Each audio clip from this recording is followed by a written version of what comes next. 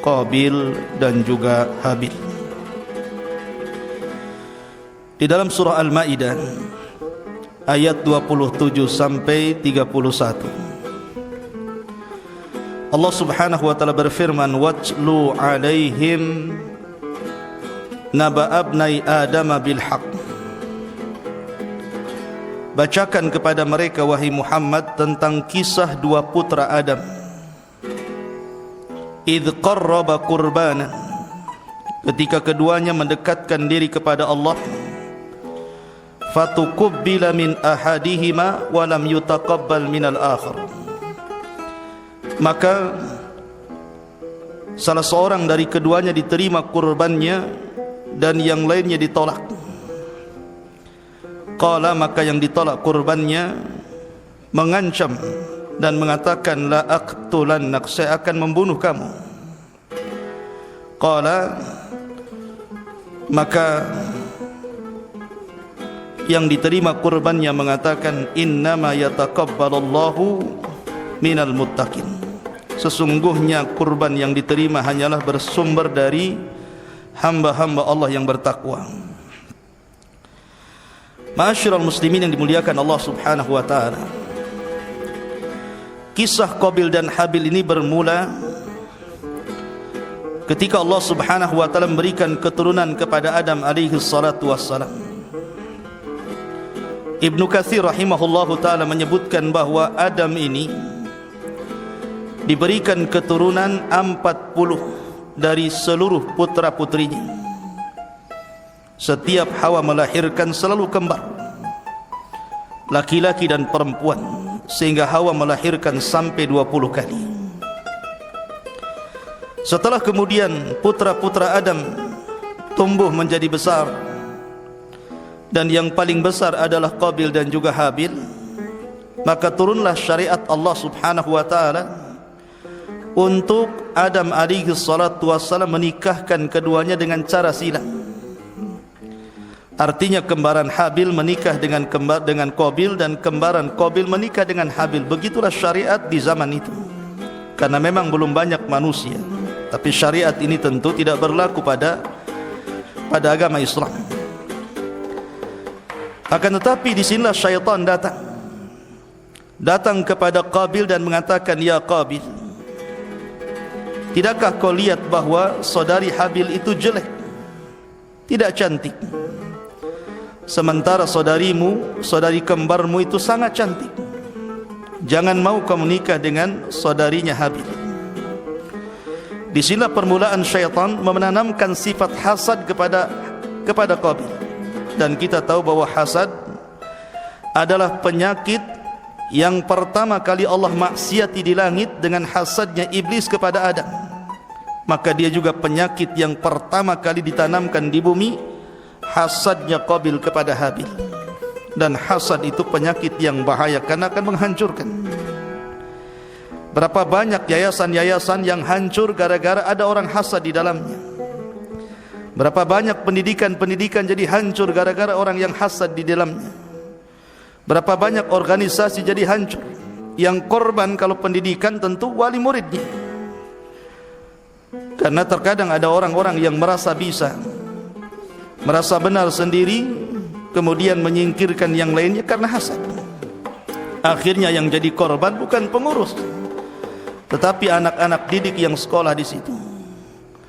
Berapa banyak masjid-masjid juga hancur kepengurusan gara-gara hasad. Akhirnya programnya terhenti dan begitu seterusnya, karena hasad itu menghancurkan agama. Begitulah sabda Nabi sallallahu alaihi wasallam. Ketika syaitan berhasil menguasai Qabil kemudian menanamkan sifat hasad, maka dia datang protes kepada bapaknya Adam alaihi salatu wassalam dan tidak mau. Tapi Adam itu orang tua cerdas. Dia bukan orang tua yang diktator, tidak.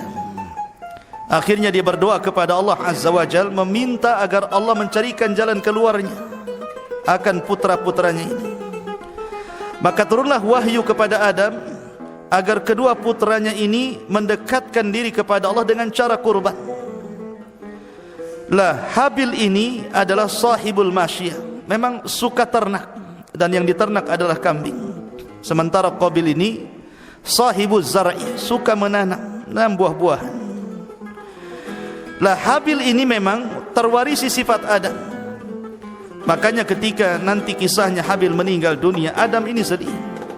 Karena sebenarnya kalau seandainya Adam alaihi salatu wassalam meninggal dunia, maka yang akan mewariskan kenabiannya itu Habil. Tetapi Allah takdirkan dengan hikmah yang Allah kehendaki, Habil dibunuh Qabil. Akhirnya Allah anugerahkan seorang anak satu-satunya yang lahir tidak kembar, namanya Syith, nanti sebagai penerus kenabian Adam alaihi salatu wassalam, dan kisahnya cukup panjang. Tapi yang jelas akhirnya keduanya berkurban. Qabil ini memang sudah ada sifat hasad, sehingga dia tidak tertarik untuk beribadah kepada Allah Azza wa Jalla, karena menurut dia hasilnya sama saja. Makanya dia kurban asal-asalan, mengambil buah-buahan yang tidak layak untuk dikurbankan. Sementara Habil yang memang mewarisi sifat-sifat Adam, dia tahu bahwa persembahan kepada Allah berbeda dengan mempersembahkan sesuatu kepada makhluk. Maka dia ambil kambing yang paling baik. Dan sifat kurban di zaman itu diletakkan di atas gunung. Tanda diterimanya kalau ada halilintar kemudian membawa api dan membakarnya. Tanda ditolaknya tidak disentuh api. Dan Allah takdirkan ketika itu yang diterima korbannya Habil dan ditolak korbannya Qabil. Di sini Allah mengatakan fatuqubbila min ahadihima wa lam yutaqabbal minal akhar. Yang satu diterima, yang satu ditolak. Lah hasad yang memang sudah menghujam di dada Qabil ini semakin besar ketika korbannya ditolak, seolah-olah ini rekayasa ayahnya. Makanya kemudian sifat hasad inilah menjadikan Qabil pun kemudian mengatakan kepada Habil, la aqtulanna, saya akan bunuh kamu. Subhanallah.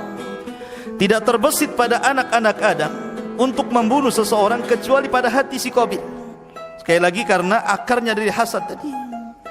Tapi Qabil ini subhanallah, Habil ini orangnya baik. Dia tidak melayani ancaman daripada saudaranya. Justru dia berusaha menenangkan dan mengatakan dengan kata-kata yang sangat lembut, la imbasatta ilayya yadaka litaktulani ma ana bibasiti yadiya ilaika liaktulak. Kalau seandainya kamu hendak membunuhku, silakan bunuh aku, dan saya tidak akan membalas ancamanmu untuk membunuhmu. Bukan berarti Habil itu lemah, Qabil itu kuat, tidak. Bahkan dalam sejarah Qabil itu memiliki badan kekar, Habil itu orangnya kecil. Kalau seandainya berkelahi, Qabil itu pasti kalah dengan Habil. Tetapi kekuatan itu, kata Nabi SAW, kekuatan itu bukan karena pandai bergulat, tetapi kekuatan itu adalah orang yang bisa menguasai nafsunya. Begitulah sabda Nabi SAW. Kenapa Habil tidak menjawab tantangan Qabil? Satu, kata beliau, inni akhafullah rabbal alamin, karena aku takut kepada Allah. Subhanallah. Dalam sejarah ada Qabilnya umat ini, ada Habilnya umat ini. Siapa? Uthman ibn Affan. Kalau kita katakan Habilnya umat ini adalah Uthman, Uthman adalah seperti Habil. Ketika Nabi SAW membacakan ayat ini, ayat tentang kisah Qabil dan Habil di hadapan Uthman, maka Uthman menangis dan dia ingin seperti Habil. Makanya di ujung hayatnya, ketika Uthman dikepung rumahnya 40 malam 40 hari orang-orang Khawarij Sabaiyah, dia tidak bisa keluar ke Masjidil Nabawi, padahal yang meluaskan Masjid Nabawi adalah Uthman, tapi dia tidak bisa keluar. Ketika itu Hasan, Husain, Abu Hurairah, Abdullah bin Umar dan banyak para sahabat ketika itu menawarkan kekuatan, karena pasukan saat itu berada di Mekah. Ya, karena bertepatan dengan musim haji, jadi sebagian besar pasukan itu haji ke Mekah, sehingga Madinah kekosongan pasukan, sehingga orang-orang Khawarij itu memungkinkan untuk menyerang Madinah. Tetapi Uthman menolak bantuan daripada sahabat-sahabat senior, bahkan dari cucunya Rasulullah pun ditolak. Ini urusan saya dengan mereka.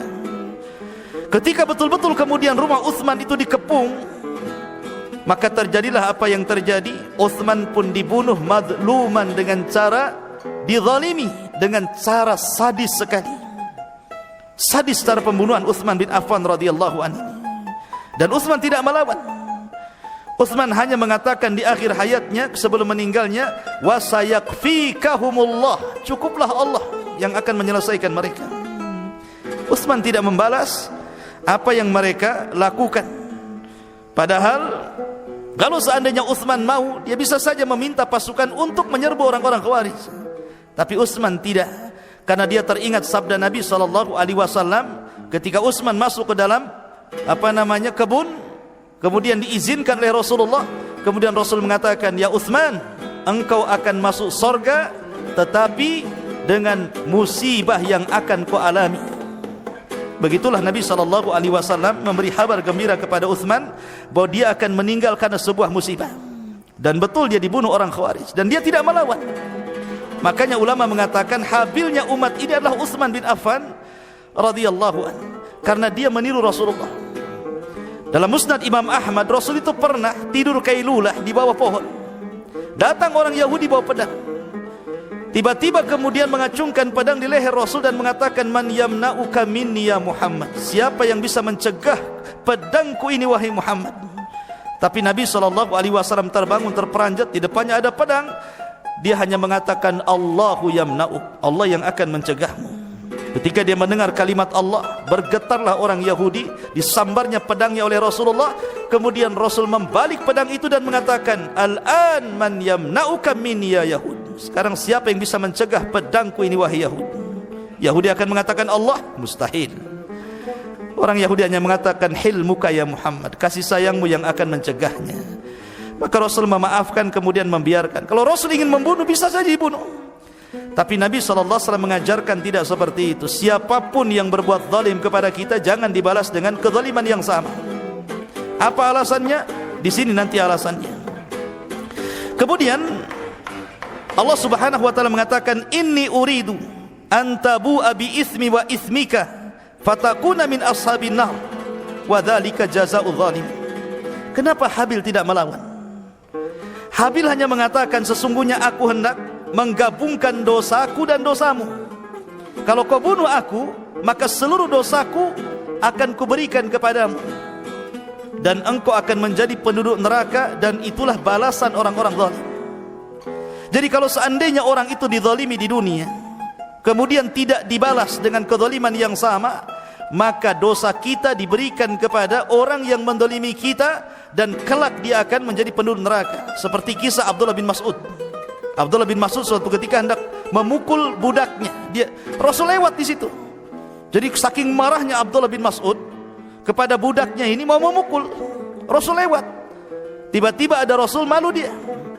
Kata Nabi SAW, ya Aba Mas'ud, di sana ada Rabbun aqwa mink. Ada Rabb yang lebih kuat daripada kamu, walaupun kau lebih kuat daripada budakmu. Kalau seandainya kau lanjutkan, masatkan naru, kata Rasulullah, maka neraka akan menyentuh kamu. Begitulah Nabi SAW mengajarkan agar kita tidak mudah untuk membalas kezaliman orang lain, karena kezaliman itu pasti ada balasannya.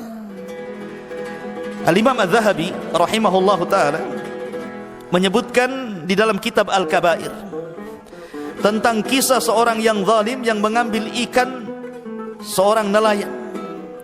Akhirnya kemudian karena ketakutan nelayan itu diberikan ikannya. Rupanya ikan itu dihidupkan oleh Allah Azza wa Jalla, kemudian menggigit jarinya. Rupanya gigitan ikan itu menjadikan racun yang menjalar ke tangannya. Di malam hari dia menjerit-jerit yang tidak tahu sakitnya kecuali Allah Azza wa Jalla. Akhirnya terpaksa diamputasi tangannya. Ketika dokter ini bertanya, tabib ini sang tabib, kenapa sampai racun itu menjalar ke tanganmu? Dia mengatakan, aku pernah mengambil ikannya Fulan bin Alan. Maka dokter mengatakan, sebelum kau datang kemari, kalau kau seandainya mencari orang yang kau ambil ikannya, kau minta maaf kepadanya, niscaya Allah akan sembuhkan penyakitnya. Kalau engkau terus seperti ini, belum minta maaf, maka bisa saja racun ini akan sampai ke jantungmu. Datangi orang itu, minta maaf kepada dia. Akhirnya didatangi nelayan itu, kemudian minta maaf, dan itu setelah dipotong tangannya. Setelah mendapatkan maafnya, maka tiba-tiba racun itu terhenti dan tidak sampai ke jantungnya, dan Allah berikan kehidupan. Bersyukurlah dia. Setelah bersyukur dia, maka dia berteriak-teriak di pasar, dan mengatakan man ra'ani falam yadlim ahada, man ra'ani falam yadlim ahada. Siapapun yang melihatku, lihat patah tanganku, lihat tanganku dipotong karena kezaliman. Siapapun yang melihat aku, jangan pernah berbuat zalim sedikit. Ma'asyiral muslimin yang dimuliakan Allah Azza wa Jalla. Maka akhirnya kemudian Qabil pun makin marah kepada Habil. Suatu ketika kemudian Habil ini telat pulang, maka Adam alaihi salatu wassalam mencari-cari mana Habil, karena telat pulang setelah mengembala. Maka Adam memerintahkan Qabil untuk mencari saudaranya. Carilah saudaramu. Maka dicarinya. Disinilah kesempatan setan untuk memperkuat hasadnya Qabil yang memang sebelumnya hendak membunuh Habil. Rupanya dilihatnya Habil sedang tertidur. Lihat bagaimana liciknya Qabil ini. Dia ambil batu, kemudian dibenturkan di kepalanya, mati. Dari situlah kemudian terjadilah pembunuhan pertama di alam semesta yang dilakukan Qabil kepada Habil akibat penyakit hasad yang ditimbulkan iblis laknatullah alaih. Dan ini keberhasilan yang gemilang dari iblis, mulai mampu untuk menghasut putra-putra Adam alaihi salatu wassalam. Maka akhirnya kemudian dijelaskan fatawwa'at lahu nafsahu qatla akhi faqatalah. Maka Qabil pun semakin kuat untuk membunuh saudaranya dan betul-betul dibunuhnya. Fa asbaha minal khasirin. Jadilah Qabil menjadi hamba-hamba Allah yang rugi. Ma'asyiral muslimin, lah ketika kemudian jasadnya sudah meninggal, dia tidak tahu bagaimana cara menguburkannya karena memang belum ada orang meninggal ketika itu. Tidak tahu bagaimana cara fardu kifayah bahasa kitanya. Tetapi tiba-tiba faba'atsallahu ghuraban yabhathu fil ardi liyuriyahu kaifa yuwari sawata akhi. Maka tiba-tiba Allah kirim burung gagak. Burung gagak ini, ada dua burung gagak bertengkar. Kemudian yang satu gagak ini membunuh gagak yang lainnya. Akhirnya kemudian setelah mati saudara gagaknya ini, kemudian oleh paruh dan tangannya dikoreklah kemudian bumi itu dan dimasukkan saudaranya, dikuburkan. Dari situlah Qabil melihat bagaimana cara menguburkan manusia yang meninggal. Makanya di situ akhirnya dia mengatakan, qala ya wailata a'ajaztu an akuna mithla hadzal ghurab fa uwariya sawata akhi fa asbaha minan nadhimin. Duhai celaka aku, kenapa aku lemah tidak seperti gagak itu?